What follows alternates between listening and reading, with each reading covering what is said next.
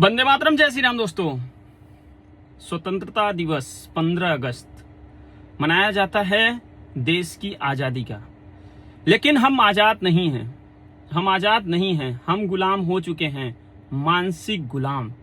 जैसे कि हम या किसी जाति के लिए गुलाम हो गए हैं, या फिर धर्म के लिए गुलाम हो गए हैं, या फिर किसी नेता के लिए गुलाम हो गए हैं, लेकिन हम गुलाम हो ही गए हैं। कभी धर्म के लिए किसी एक दूसरे को देखना पसंद नहीं करते हैं, कभी जाति के लिए एक दूसरे को देखना पसंद नहीं करते हैं, कभी किसी भाषा को लेकर किसी एक दूसरे को देखना पसंद नहीं करते हैं। जबकि हम एक ही देश, एक ही संविधान को मानने वाले हैं।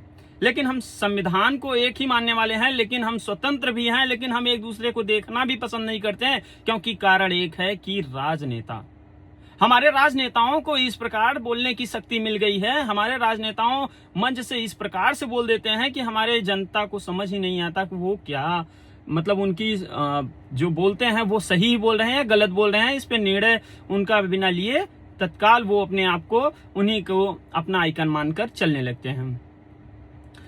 हमारे राजनेताएं कुछ इस प्रकार से हो गए हैं, कोई धर्म, कोई मंदिर, कोई जाति, कोई अपने वोट बैंक के लिए वो कुछ भी बोलते हैं। और हमारे जनता जो है, जो अब हम क्या ही बोलें, पढ़े लिखे भी उनको मानने लगते हैं, जो अनपढ़ हैं वो तो मानते ही हैं।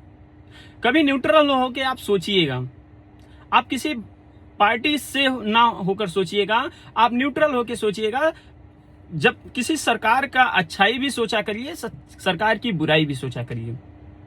पिछली सरकार की अच्छाई सोचो, पिछली सरकार की इस सरकार की तुलना करो, इस सरकार की बुराइयों को और उस सरकार की बुराइयों का तुलना करो।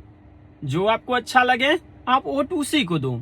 लेकिन आप किसी का गुलाम होकर किसी के प्रति इतना अपना आइकन मान लेना कि किसी उनके विपक्ष को आप गाली या फिर और कुछ करिए। ठीक है, हम मानते हैं कि आपका विचारधारा आपका भिन्न हो सकता है, लेकिन आप हो तो भारत के देश के ही लोग। आप लोकतंत्र को मानने वाले ही हैं, आप संविधान को मानने वाले हैं। तो अपनी इस गुलामी को